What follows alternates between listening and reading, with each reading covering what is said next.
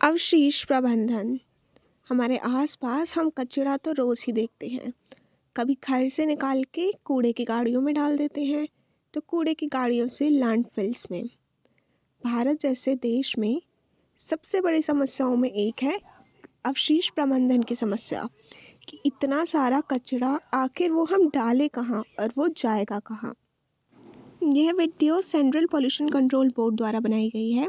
हर रोज़ भारत में 1,35,198 टन कचरा उत्पन्न होता है, जिसमें से सिर्फ 80% यानी कि 1,11,028 टन कचरा जमा करा जाता है और उसका भी सिर्फ 20% यानी 25,572 टन ही कचरे को ट्रीट करा जाता है, यानी कि साफ करा जाता है और बचे हुए कचरे का 35% लैंडफिल्स में चले जाता है।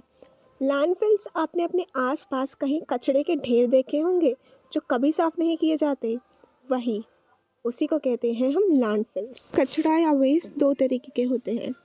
पहला होता है लाइव वेस्ट और दूसरा डेड वेस्ट। लाइव वेस्ट यानी कि कचरा जो रोज़ जमा होता हो मंडियों, बाज़ारों से, आपके घरों से या फिर सड़कों से, और दूसरा डेड वेस्ट, जो भी कचरा लैंडफिल्स में पड़ा पड़ा सड़ रहा होता है वो होता है डेड वेस्ट। ये कचरा बहुत ही ज़्यादा हानिकारक होता है हम इंसानों के लिए, जानवरों के लिए और पेड़ पौधों के लिए भी। इतना सारा कचरा रखने की जगह नहीं, इसको जला भी नहीं सकते वरना हानिकारक गैसेस निकलेगी। तो आखिर इस कचरे का करा क्या जाए, इस वीडियो में हम देखेंगे सेंट्रल पॉल्यूशन कंट्रोल बोर्ड इस कचरे का आखिर करता क्या है, इसको कैसे साफ करता है और ये कचरा क्या हमारे कभी काम आता है या नहीं।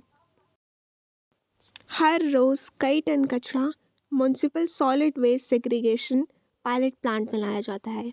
इस प्लांट में इस कचरे को अलग करा जाता है और फिर हर प्रकार के कचरे से अलग अलग काम करे जाते हैं जो हमारे लिए बहुत फ़ायदेमंद होते हैं। कई टन कचरे को एक मशीन में डाला जाता है जो इसको अलग अलग कर देती है। मेटालिक वेस्ट यानी कि धातु की चीज़ों को अलग, बायोडिग्रेडेबल वेस्ट यानी कि फल, सब्ज़ी, घास, पौधे, नॉन बायोडिग्रेडेबल वेस्ट यानी कि प्लास्टिक, पैकिंग पेपर, पाउच या फिर बोतलें, सूखा वेस्ट जैसे कि ग्लास और पत्थर, इन सब चीज़ों को पहले अलग अलग करा जाता है। अब हम देखते हैं कि इतने सारे कचरे को आखिर अलग करा कैसे जाता है और अलग करने के बाद उस कचरे का क्या होता है।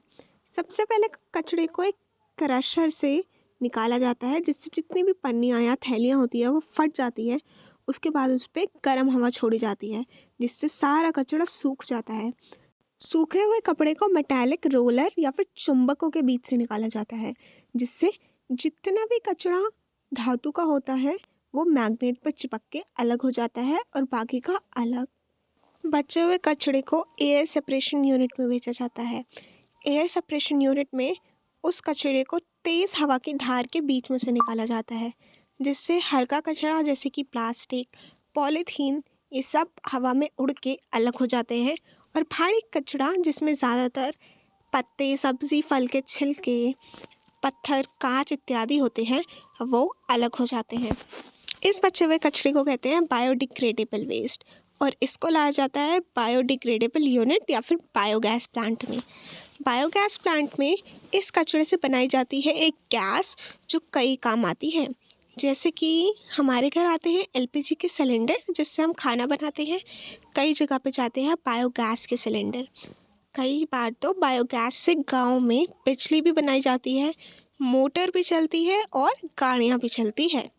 बायोगैस बनाने के लिए इस कचरे में पानी मिलाया जाता है और फिर इसको हिला के काफ़ी टाइम तक ऐसे ही छोड़ दिया जाता है।